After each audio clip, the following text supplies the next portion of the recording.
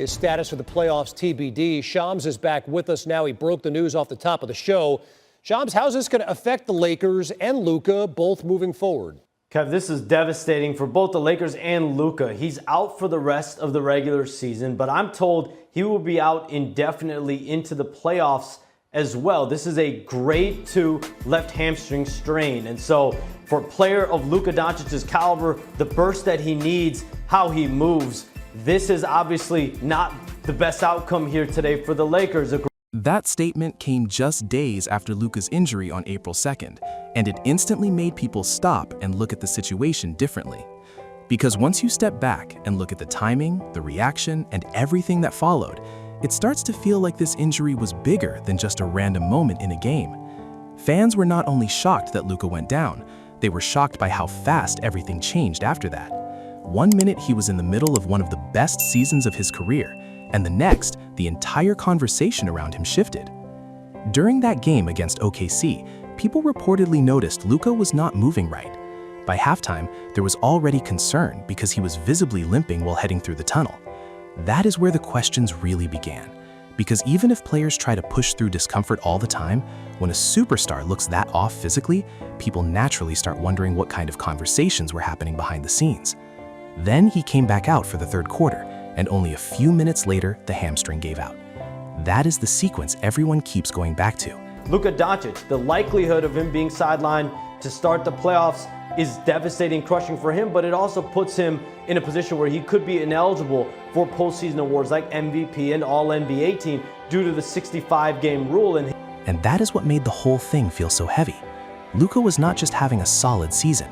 He was putting together an MVP-level year, averaging huge numbers, carrying a massive load offensively, and looking like one of the most dangerous players in the league every single night. So when a season like that gets interrupted so suddenly, fans do not treat it like a normal injury story. They start replaying everything that happened and asking whether more caution could have been taken before sending him back out there. We checked him out. He got work done. He was cleared. I mean, we're not going to put a player at risk. Those things happen. What really made people speechless, though, was Luka's response afterward. Instead of giving the usual polished athlete statement about recovery, treatment, and trusting the process, he gave a much more personal message. He talked about faith. He talked about God. He made it sound like he was looking at this moment as something bigger than basketball. And whether people agreed with that approach or not, it absolutely stood out because it didn't feel scripted.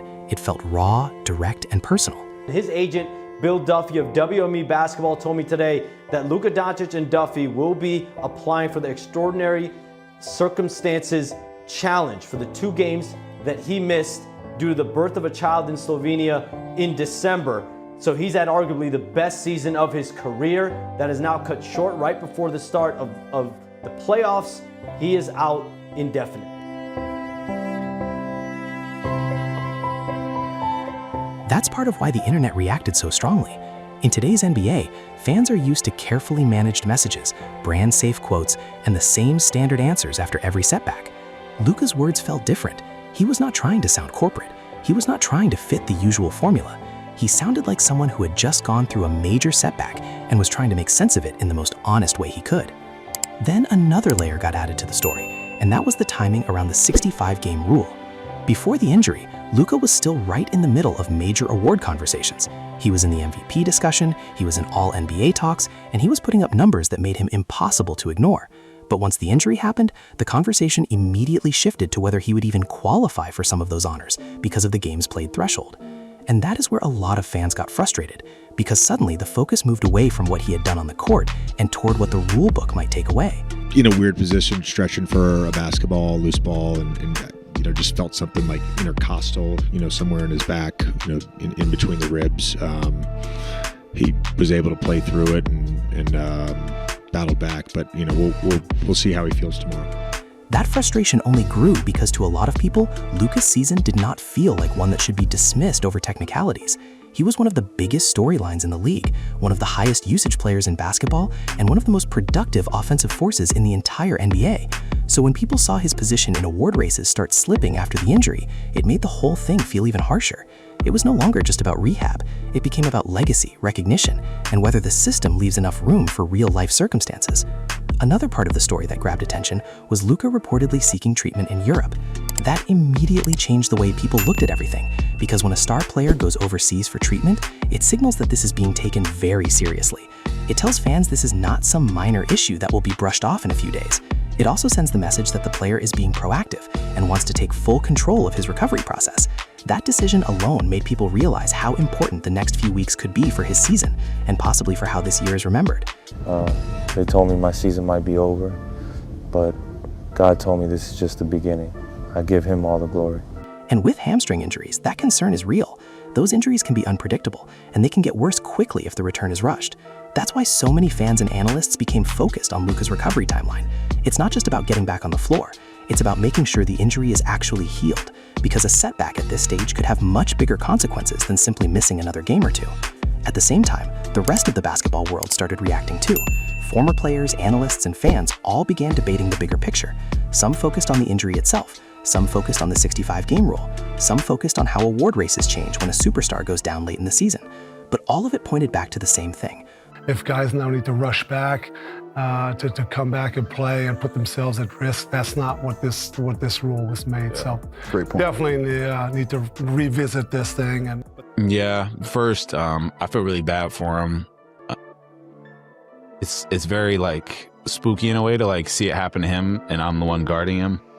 Luka's injury had become much bigger than a routine update. It had turned into one of those moments that forces people to talk about how the league handles health, recognition, and pressure all at once. That is why this moment hit so hard. Luka did not just leave fans stunned because he got hurt. He left them stunned because of everything wrapped around it. The timing, the stakes, the reaction, the statement, the recovery decision, and the possible long-term impact on his season all collided at once. That's what made it feel different. It didn't feel like just another headline. It felt like one of those moments where an entire season can suddenly change direction. And that is also why people are still talking about it the way they are. Because if Luka comes back and finishes strong, this will be remembered as the setback that tested him and made the comeback even bigger. But if this ends up costing him awards, rhythm, or momentum, then people are going to look back at this as the turning point that changed everything. Either way, it's now one of the defining storylines of his season. So in the end, what left people speechless was not only the injury itself, it was the feeling that this was one of those rare NBA moments where the basketball, the pressure, the public reaction, and the personal side of the athlete all collided in real time. Luka was having a season that felt special, and then in a matter of minutes, the entire story changed. That's why fans are still watching so closely now, because what happens next will decide whether this becomes a comeback story, a cautionary tale, or one of the biggest what-if moments of the season.